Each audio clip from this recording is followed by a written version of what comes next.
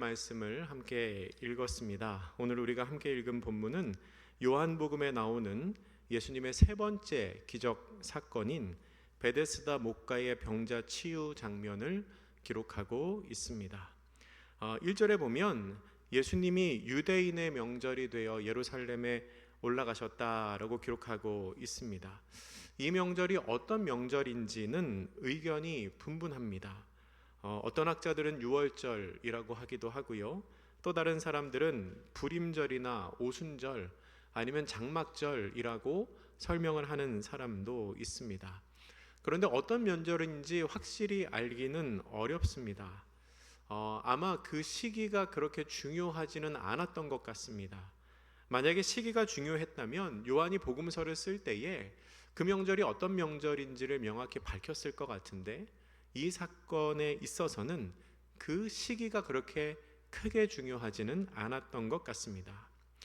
예수님이 예루살렘에 가셨는데요, 예루살렘의 양문이라고 하는 문의 이름 중에 하나입니다. 양문 곁에 베데스다라고 하는 연못이 있었습니다. 베데스다는 히브리어인데 그 의미가 자비의 집이라는 뜻입니다.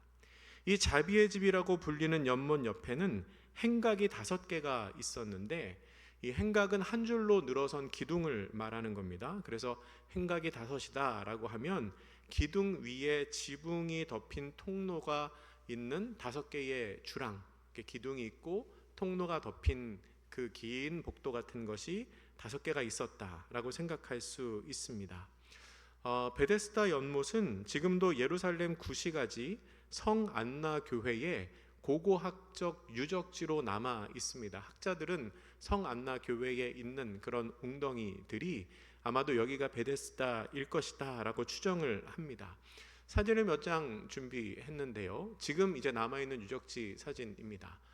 저런 사진도 있고, 저렇게 또 계단이 있는 사진, 그리고 기둥 위에 이렇게 지붕이 있는 그런 사진들이 있죠. 이 사진들은 이제 지금 남아있는 유적지이기 때문에 예수님이 계셨던 당시의 모습과 똑같지는 않겠지만 아마도 저런 분위기에 비슷한 모양의 분위기로 우리가 상상할 수 있을 것 같습니다. 이 고고학자들의 발굴 결과에 의하면 당시의 베데스다는 둘레가 약 100m 정도 되는 연못이었을 것으로 추정을 합니다. 그 연못의 사방 4변에 회랑이 있고 기둥이 있고 지붕이 있는 복도가 있고, 아마 그 연못을 가로지르는 또 그 회랑이 있지 않았을까, 그렇게 추측을 합니다. 그렇게 해서 행각이 5개가 있다, 그렇게 이제 해석을 하기도 합니다. 그런데 이 베데스다라는 연못에는요, 전설처럼 내려오는 이야기가 있었습니다. 오늘 본문 3절과 4절에 그 내용이 나오는데, 우리 본문 3절과 4절을 다시 한번 같이 읽어보겠습니다. 시작. 그 안에 많은 병자, 맹인, 다리 저는 사람, 혈기 마른 사람들이 누워 물의 움직임을 기다리니 움직인 후에 먼저 들어가는 자는 어떤 병에 걸렸든지 낫게 되밀어라. 아멘. 정말 전설 같은 이야기이죠. 그래서 이 부분, 우리가 지금 읽은 이 본문이 오래된 사본에는 빠져 있습니다. 우리 성경에도 이렇게 보면 표시가 되어 있어요. 이 내용이 들어간 사본이 있고, 성경 사본이 있고, 빠져 있는 사본이 또 있고, 그렇습니다. 저 내용이 어떻게 보면 굉장히 허황된 이야기 같지만, 그런데 한편으로는 또 일리가 있는 말이기도 합니다. 이 베데스다 연못은 주기적으로 물이 솟아오르는 간헐천이었을 것으로 추정합니다. 간헐천은 그 바닥에 이제 샘구멍이 있어서 물이 주기적으로 이렇게 솟아오르는 그런 연못천을 말하는 거죠. 그리고 전승에 의하면 이 베데스다 못의 색깔이 붉은색이었다고 해요. 이 붉은색이라는 것은 물에 철분이 많이 함유되었다는 의미입니다. 그러니까 물이 움직이는 것은 천사가 내려왔기 때문에 그런 게 아니라 이 간헐천에 물이 뿜어져 나올 때 그 파동으로 물이 움직이는 것이고, 그리고 그 물 자체에 함유되어 있는 철분이나 이 미네랄 같은 성분이 피부병이나 어떤 몸의 질환에 증상을 완화시키는데 도움을 줄 수 있었을 거라고 추측을 하는 겁니다. 제가 대전에서 8년을 살다가 왔잖아요. 대전에는 유성온천이라고 있습니다. 여러분 혹시 아시나요? 유성온천? 예. 이 유성온천 탕에 가면 유성온천의 유래가 있어요. 가보신 분 계신지 모르겠지만 탕에 가면 이렇게 크게 써 있습니다. 유성온천의 유래가 어떻게 되냐? 이 백제시대 말기에 홀어머니를 모시던 아들이 전쟁에 나갔다 돌아왔어요. 살아 돌아오기는 했는데 너무 많이 다친 거예요. 몸이 약해졌어요. 이 어머니가 아들을 잘 보살피는데 잘 안 낫습니다. 근데 이 어머니가 어느 날 보니까 학이 화살을 맞은 학인데 이 화살을 맞은 학이 어떤 웅덩이에 들어갔다가 나왔다가 한 3번 정도를 그렇게 하니까 학이 나은 거예요. 그래서 날아갔어요. 그 날아갔던 학이 이제 앉은 곳이 하카리다. 대전에 하카리가 있어요. 하카리 지명의 유래인데 아무튼 그래서 어머니가 그걸 보고 저 물웅덩이에 들어가면 혹시 우리 아들도 낫지 않을까. 그래서 아들을 그 웅덩이로 데리고 가서 매일 씻겼다고 합니다. 그랬더니 어떻게 됐을까요? 건강해졌어요. 유성온천의 유래입니다. 이렇게 써 있어요. 그리고 그 밑에 설명이 있어요. 유성온천은 뭐 라듐이 함유된 물인데 수질이 매우 부드러워서 목욕을 하고 나면은 몸에 매끄러운 느낌이 들고 각종 피부병, 신경계통의 질환, 위장병, 비만, 당뇨, 부인병 등의 탁월한 효과가 있다라고 써 있어요. 거의 뭐 만병통치의 기능이 있는 유성온천. 뭐 지나가다가 시간이 나시면 한번 들려보셔도 좋습니다. 아마 베데스다도 그러지 않았을까. 이 온천이라면 그 안에 뭔가 다른 성분이 있다면 그 못에 들어가서 사실은 잘 씻기만 해도 위생적으로 깨끗하기만 해도 이게 몸이 좋아지는 경우가 분명히 있거든요. 그렇지 않았을까 추측을 하는 거죠. 그런 전설 때문에 많은 병자가 모여 있는 그곳에 38배 된 병자가 있었습니다. 그리고 어느 날 예수님이 그곳에 나타나십니다. 예수님께서는 그의 병이 오래된 것을 아셨습니다. 그래서 이렇게 물어보십니다. 오늘 본문 6절 말씀입니다. 예수께서 그 누운 것을 보시고 병이 벌써 오래된 줄 아시고 이르시되 내가 낫고자 하느냐. 예수님께서는요, 오래된 병자에게 내가 낫고자 하느냐, 병이 낫기를 원하느냐라고 물어보십니다. 그랬더니 그 사람이 뭐라고 대답을 할까요? 7절 말씀으로 대답을 하는데 우리 이 말씀 같이 읽어보겠습니다. 시작. 병자가 대답하되 주여 물이 움직일 때에 나를 못에 넣어주는 사람이 없어 내가 가는 동안에 다른 사람이 먼저 내려가나이다. 아멘. 여러분, 병자의 이 대답을 여러분은 어떻게 보십니까?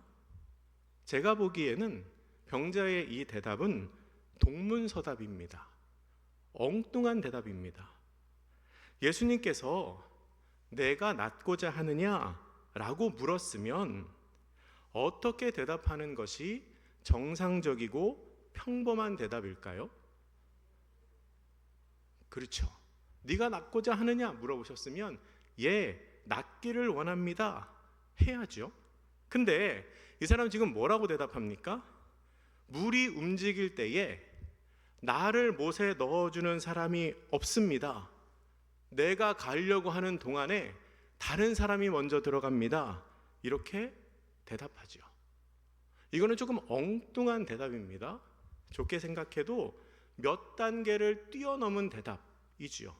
그러면 이 사람이 왜 그렇게 대답을 했을까요? 그 사람이 그렇게 대답을 한 이유는 그 사람은 자신의 병을 해결할 수 있는 방법이 그것밖에 없다고 생각했기 때문입니다. 아주 오랜 시간 동안, 38년의 시간 동안 그 사람이 누워서 어떻게 하면 내가 병을 치유할 수 있을까? 내 병이 어떻게 하면 나을 수 있을까? 고민할 때 그가 내린 결론이 뭘까요? 물이 움직일 때 가장 먼저 들어가는 것. 그게 이 사람의 결론이고 다른 방법은 없습니다. 그러니까 그 결론이 내 머릿속에 들어와 있으니까 예수님께서 당신 낫고 싶습니까? 라고 물어봤을 때 나를 물에 넣어주는 사람이 없습니다 라고 엉뚱한 대답을 하는 겁니다. 내 병을 치료할 수 있는 유일한 방법이 1등으로 물에 들어가는 건데 나를 물에 넣어주는 사람이 없습니다. 그가 생각할 수 있는 유일한 해결책이 그거였다는 거죠.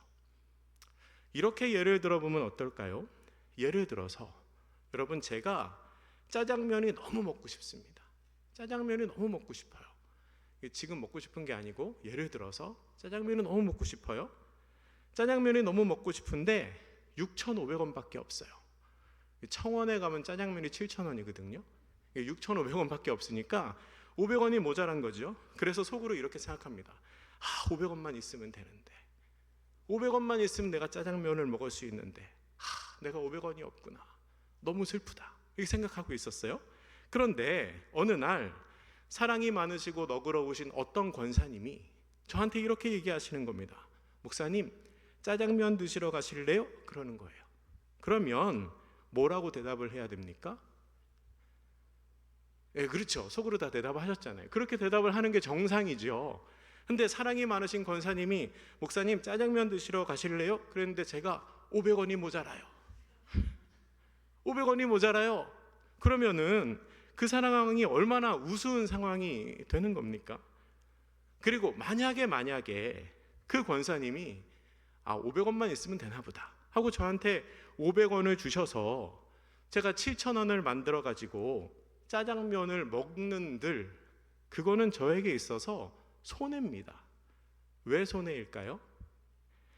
이 사랑이 많으시고 너그러우신 권사님과 함께 청원에 가면 짜장면만 시켜주시겠어요? 뭐 탕수육도 시켜주시고, 네? 그러시지 않을까요? 그냥 비유로 얘기하는 겁니다. 웃으시라고 말씀을 드렸지만 제가 드리고 싶은 얘기가 뭐냐, 우리가 무언가 문제를 두고 고민할 때 해결책이 내 마음속에 하나가 꽂히면 주변이 잘 안 보이는 경우가 있습니다. 베데스다 병자는 물이 움직일 때에 나를 넣어주는 사람이 없구나, 나를 넣어주는 사람만 있으면 내 병이 나을 텐데 왜 그런 사람이 없을까라고 고민하고, 그 고민이 늘 머리에 있었던 거죠. 그것만 되면 모든 문제가 해결될 거라고 생각을 했습니다. 그게 사실일 수도 있지요. 그러나 여러분, 목적을 이루기 위한 목표에만 집중하다 보면 정작 목적을 잃어버릴 때가 있습니다. 목표는요, 목적을 이루기 위한 수단으로 작은 목표들을 세워서 하나하나 성취해 나가는 것인데, 그 목표만 생각하니까 정작 목적은 까맣게 잃어버린다는 거죠. 우리는 그런 경우가 없을까요? 그럴 때가 있습니다. 사람들이 왜 열심히 돈을 법니까? 사람들이 왜 열심히 공부를 합니까? 성공하기 위해 왜 그렇게 열심히 노력합니까? 뭐 각자의 이유가 있겠지만 그냥 뭉뚱그려서 대답하면 결국은 행복하게 살기 위해서 그렇게 열심히 공부하고 열심히 돈 벌고 열심히 성공하려고 노력하는 것일 겁니다. 그런데 그 목표 때문에 목적이 매몰되어서 행복한 삶을 살기 위한 공부가, 행복한 삶을 살기 위한 돈벌이가 오히려 그 사람을 불행하게 만들 수도 있는 것이 우리 삶의 모습입니다. 목표를 이룬다고 해서 목적이 성취될 것으로 생각하는 건 어쩌면 우리의 착각일 수도 있는 거죠. 여러분의 지금의 목표는 무엇입니까? 여러분이 기도하고 계신 제목은 무엇입니까? 그러면 그걸 왜 성취하려고 하십니까? 혹시 우리는 예수님께서 우리에게, 나에게 네가 원하는 것이 무엇이냐라고 물어보실 때 주님, 500원이 모자랍니다 라고 대답하는 어리석은 사람은 아닙니까? 예수님께서 우리를 위하여 더 좋은 것을 준비하고 계신데, 예수님께서 우리를 위하여 탕수육을 준비하고 계신데 나는 그 500원만 받아서 짜장면만 먹으면 됩니다, 그렇게 생각하며 혼자 짜장면 먹으러 가는 사람은 아닙니까? 여러분, 우리는 눈앞의 목표 때문에 목적이 매몰되어서는 안 됩니다. 그러면 이 사람은 도대체 왜 그랬을까요? 왜 그렇게 대답을 했을까?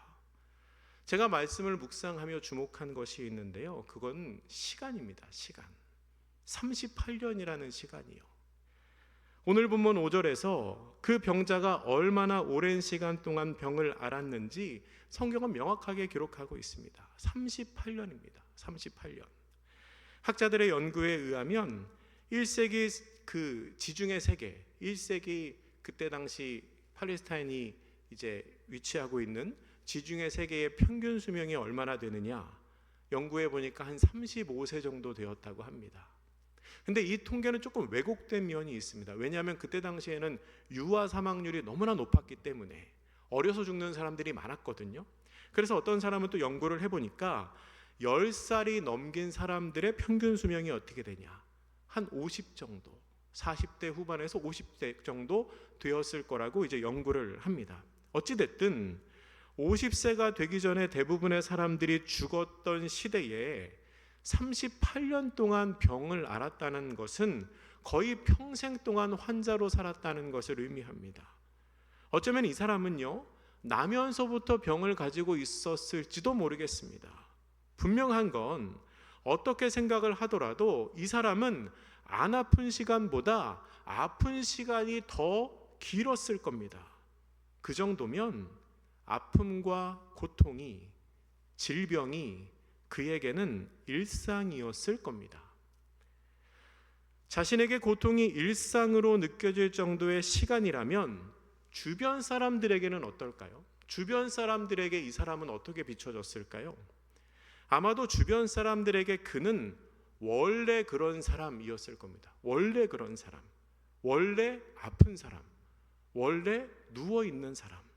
38년 동안 누워있는 것밖에 못 봤으니까요. 여러분, 이 원래 그렇다라는 말은 묘한 안정감을 줍니다. 부정적인 의미로요. 어떤 의미일까요? 틀린 걸 알지만 고치지 않아도 되는 상황이라는 정당함을 그렇지요. 분명히 이상해요. 이상한데 저게 왜 이상하지? 원래 그래. 원래 그래. 그러면 원래 그런가 보다. 그렇게 생각하고 넘어가는 경우가 많지요. 원래 그런 거야. 저 사람은 원래 아픈 사람이야. 원래 아픈 사람이기 때문에 어쩌면 아무도 그를 도와줄 생각을 못했을지도 모릅니다. 왜냐하면 그 사람은 원래 아픈 사람이니까요. 그러니까 아픈 게 기본값인 사람이니까요. 원래부터 그랬으니까 앞으로 아픈 것도 저 사람은 당연하게 여길 거고, 원래부터 아픈 사람이니까 그 아픔이 아픔으로 안 느껴질 거라고 주변에서는 생각할 수 있다는 거죠. 상상력을 더해보면 물이 움직일 때 주변에서 와, 물이 움직인다. 누구를 물에 넣어야 되지? 저 사람 넣을까? 저 사람 원래 아픈 사람이니까 괜찮아. 이 사람은 아픈 지 얼마 안 됐으니까 이 사람을 넣자. 그랬을지도 모르죠. 그런데 여러분, 예수님은요, 그 사람을 원래 아픈 사람으로 보시지 않았습니다. 성경이 어떻게 표현하지요? 병이 벌써 오래된 줄 아시고. 예수님에게 있어서 그 사람은 원래 아픈 사람이 아니라 아픈 지 오래된 사람입니다. 원래부터 아팠기 때문에 치유에 대한 욕망이 없는 사람이 아니라 오랫동안 아팠기 때문에 더 간절히 치유받기를 원했던 사람입니다. 혹시 우리 중에는 비정상적인 상황이 너무나 오랫동안 이어져서 그게 마치 정상인 것처럼, 그게 마치 당연한 것처럼 생각되는 경우는 없습니까? 이게 아니라는 것을 알면서도 뭔가 고쳐야 될 것 같다는 생각이 드는데도 원래 그랬어, 그거는 안 변해 라는 말로 소망도 없이 살아가지는 않습니까? 아니면 다른 사람들을 보면서 그 병은 안 나아, 사람은 안 변해, 걔네 집안은 원래 그래, 원래 그런 사람이니까 앞으로도 계속 그럴 거야 라고 지레짐작하고 판단하지는 않습니까? 사람들은 그렇게 볼 수 있어도 예수님은 그렇게 생각하시지 않습니다. 아무리 오래된 질병도, 그래서 너무나 당연해 보이는 상황도 우리 예수님께서는 다 고치십니다.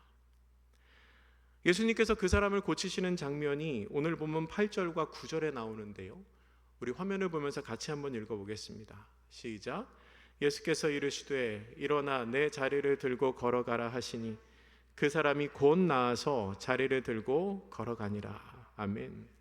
예수님께서 일어나 내 자리를 들고 걸어가라 라고 하시니 그 사람은 정말로 일어나서 자리를 들고 걸어갔습니다. 너무 쉽고 매우 간단하게 써 있지요. 근데 여러분, 이 일이 정말로 쉬운 일이었을까요? 예수님께서 베데스다 목가 병자를 고치시는 장면은 예수님의 치유 기적 중에서 보기 드물게 불친절한 장면입니다. 예수님 굉장히 불친절하게 그 사람을 고치셨어요. 예수님께서 물론 말씀으로 사람들을 고치시지만 때로는 손을 잡아주시고 때로는 안아주시고 때로는 눈과 입을 만지시기도 했습니다. 그렇게 뭔가 행동을 하시는 게 예수님의 모습인데, 근데 오늘 본문에서는 그냥 말씀만 하십니다. 명령만 하시지요. 일어나라, 걸어가라 하십니다. 여러분, 혹시 이 중에 자동차 운전 못 하시는 분 있으신가요? 뭐 계시겠죠? 수영 못 하시는 분도 아마 계실 겁니다. 운전이나 수영 안 해봐서 못하는 사람에게 지금 당장 해보라고 하면 잘할 수 있을까요? 아니요, 잘 못할 겁니다. 매우 무서울지도 모릅니다. 근데 잘하는 사람에게 그거 부탁하는 건 굉장히 쉬운 부탁이지요. 여러분, 걷는 것도 마찬가지입니다. 우리에게는 걷는 게 쉬워서 예수님 명령하시니까 이 사람 일어나서 걸었구나, 그럴 수 있겠지만 여러분, 이 사람 38년 동안 안 걸었던 사람입니다. 어쩌면 걷는 게 평생 처음일지 모르겠습니다. 쉬울까요? 쉽지 않죠. 매우 어려운 일이었을 겁니다. 그런데 예수님은 그에게 손을 내미시는 것도 아니고 주물러 주시는 것도 아니고 너 이제 일어날 수 있으니까 먼저 발가락 한번 움직여봐라, 엄지발가락 움직여봐라, 발목 한번 돌려봐라, 무릎 한번 구부려봐라, 잘 되지? 너 일어날 수 있어, 너 걸을 수 있어, 그렇게 차근차근 말씀하신 게 아니라 그냥 일어나라고, 그냥 걸어가라고 말씀만 하십니다. 그런데 놀랍게도 그 사람은 일어났습니다. 그리고 걸었습니다. 지난 38년 동안 한 번도 안 해봤던 일입니다. 어쩌면 평생 처음 하는 일입니다. 그런데 그걸 했습니다. 주님은 때로 우리에게 이렇게 일하십니다. 할 수 없을 것 같은데 하라고 하실 때가 있습니다. 나에게는 그런 능력이 없을 것 같은데 시키실 때가 있습니다. 그런데 능력이 없을 것 같다는 것은 내 생각일 수도 있습니다. 그 사람은 걸어보지 않았을 뿐이지 이미 걸을 준비가 되어 있었습니다. 성경은 예수님께서 일어나 내 자리를 들고 걸어가라 라고 하실 때 그 사람이 곧 나았다 라고 기록합니다. 준비가 되어 있었던 거지요. 그래서 그는 자리를 들고 걸어갔습니다. 오늘까지 요한복음에 나오는 예수님의 기적을 세 번째로 살펴보았는데요. 그런데 예수님이 행하신 기적이라고 해서 예수님 혼자서만 일하시는 게 아니라는 것을 우리는 기적 사건을 통해서 계속해서 보고 있습니다. 온전히 예수님 혼자서만 무언가를 행하시는 게 아니라는 겁니다. 물을 포도주로 만드신 기적 사건에서는 물을 떠온 하인들이 있었습니다. 왕의 신하 아들을 치유하시는 장면에서는 예수님의 말을 믿고 돌아간 아버지가 있었습니다.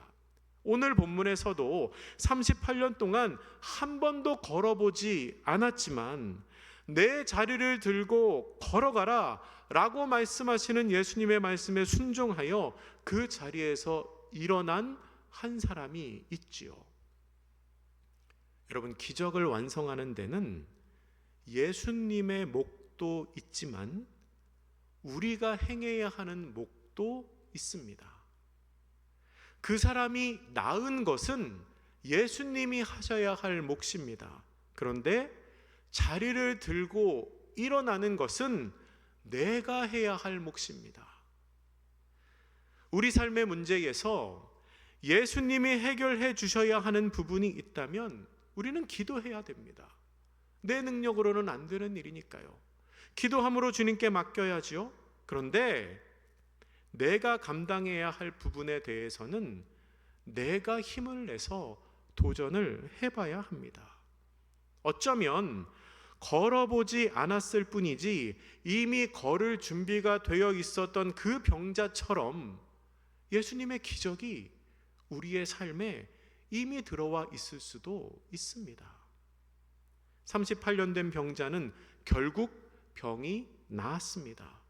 그런데 그가 기대했던 것처럼 물에 들어가서 병이 나은 게 아니고요, 예수님을 만나고 그 음성에 순종함으로 말미암아 병이 나았습니다.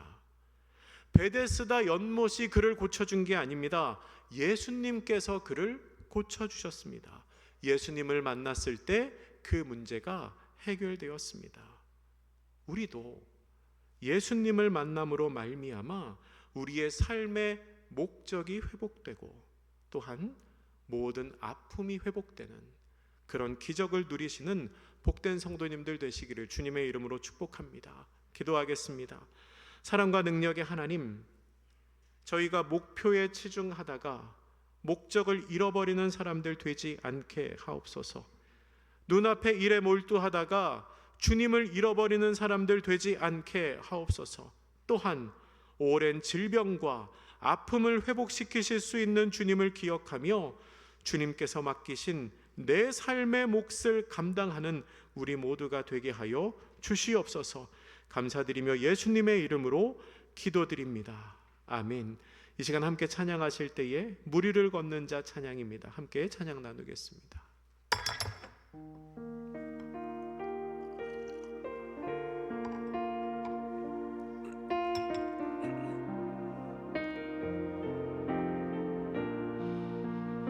주님 나를 부르시니, 주님 나를 부르시니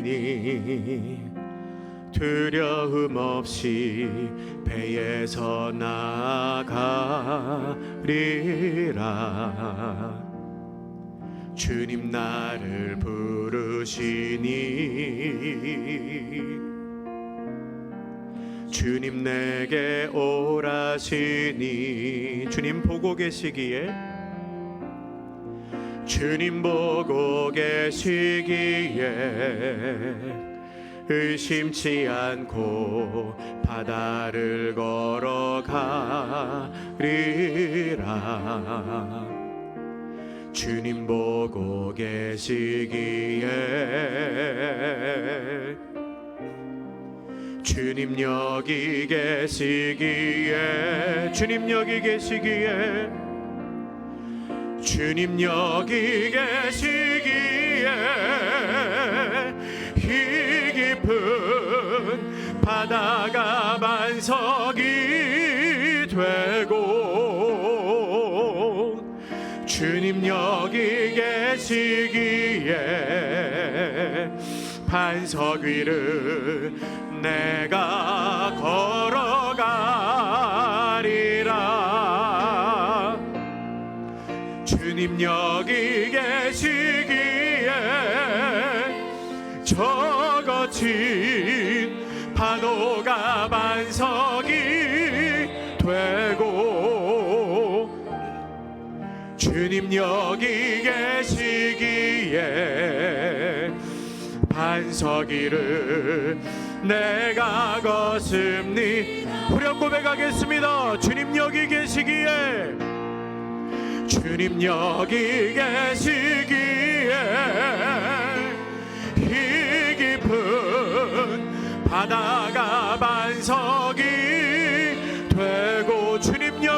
계시기에, 주님 여기 계시기에 반석 위를 내가 걸어가리라. 주님 여기 계시기에 저 거친 파도가 반석이 되고, 주님 여기 계시기에 반석 위를 내가 걷습니다. 아멘. 이 시간 우리 함께 기도하실 때에 먼저 말씀을 생각하며 함께 기도하시겠습니다. 주님, 우리가 목표에 집중하다가 목적을 잃어버리는 사람들 되지 않게 하여 주시옵소서. 주님께서 내 삶에 원하시는 것이 무엇인지 기억하게 하여 주시고, 내 삶의 목적을 이루기 위하여 주의 뜻을 찾는 사람들 되게 하여 주시옵소서 기도합니다. 우리의 삶에서 예수님이 하셔야 할 몫이 있습니까? 주님께 기도로 아뢰시기를 바랍니다. 그리고 내가 감당해야 할 몫이 있다면 하나님 용기를 주시고 능력을 허락하여 주시어서 내가 그 일에 도전하게 하여 주시옵소서. 그 길 걸어감으로 말미암아 주님의 기적을 경험하는 우리 모두가 되게 하여 주시옵소서. 우리 말씀을 기억하며 소리를 내어 주님 앞에 간구함으로 함께 기도하겠습니다. 기도합니다. 참 좋으신 하나님 감사합니다. 우리의 삶을 통하여 놀라운 은혜를 허락하여 주시고 기적을 베풀어 주실 하나님, 베데스다 목가에 아버지 하나님 병자가 치유받는 기적을 보며 우리의 삶의 목적이 무엇인지, 주께서 우리의 삶에 원하시는 것이 무엇인지 우리가 다시 한번 고민하며 주의 뜻을 기억하여 봅니다. 아버지 하나님, 우리가 눈앞의 목표에 집중하다가 목적을 잃어버리는 사람 되지 않게 하여 주시옵소서. 왜 열심히 공부를 하는지, 왜 돈을 벌려고 하는지, 왜 성공을 하려고 하는지, 왜 세상 속에서 이름을 드러내려고 하는지, 그것 모두가 하나님의 영광을 드러내기 위하여, 내가 이 땅 가운데 하나님의 뜻대로 살아가기 위하여 주님께서 내 삶의 주인이심을 세상 많은 사람들에게 보이기 위하여 아버지 하나님, 내가 내 일에 최선을 다하고 내 일에 성공하기를 원하고 아버지 하나님, 내 삶에 부교를 얻기를 원하였는데 돈 때문에, 성공 때문에, 명예 때문에, 내가 내 일에 명예를 더럽히는 일 때문에 혹여 내 삶의 목적을 잃어버리고 하나님께서 나를 그곳에 갖다 놓으신 목적을 잃어버리고 주님을 잃어버리고 살아가지는 않았는지, 아버지 하나님, 주께서 내 삶에 원하시는 것이 무엇인지를 기억하고 그 목적을 향하여 걸어가는 사람들 되게 하여 주시옵소서. 주께서 우리의 삶의 은혜를 허락하시기 위하여, 아버지께서 우리의 삶에 더 큰 은혜와 풍족한 삶을 허락하시기 위하여 내가 원하는 것이 무엇이냐, 너의 기도의 제목이 무엇이냐 물어보셨을 때, 주님, 내가 무엇이 부족합니다. 얼마가 없어서 그 일을 하지 못합니다. 어리석은 대답, 어리석은 기도의 응답을 구하는 사람들 되지 않게 하여 주시고, 아버지 하나님, 내 삶의 목적이, 주께서 나를 부르신 목적이 무엇인지를 다시 한번 깨닫고 그 길 걸어가는 사람들에게 하여 주시옵소서. 내 삶에 예수님께서 하기를 원하시는 일이 있다면, 내 삶의 기적이 이루어야 하는 부분이 있다면 주님 우리와 함께하여 주시사 주의 능력으로 역사하여 주시옵소서. 기적의 은혜가 내 삶에 나타나게 하여 주시옵소서. 눈먼 사람이 보게 되고 걷지 못하는 사람이 걷게 되고, 아버지 하나님, 38년 동안 누워있던 병자가 다시 걸어가게 된 것처럼 주께서 내 삶에 허락하셔야 할 그 기적의 은혜를 아버지 하나님 허락하여 주시옵소서. 내가 감당해야 할 삶의 몫이 있다면 주님 다시 한번 용기를 내어 도전하게 하여 주시옵소서.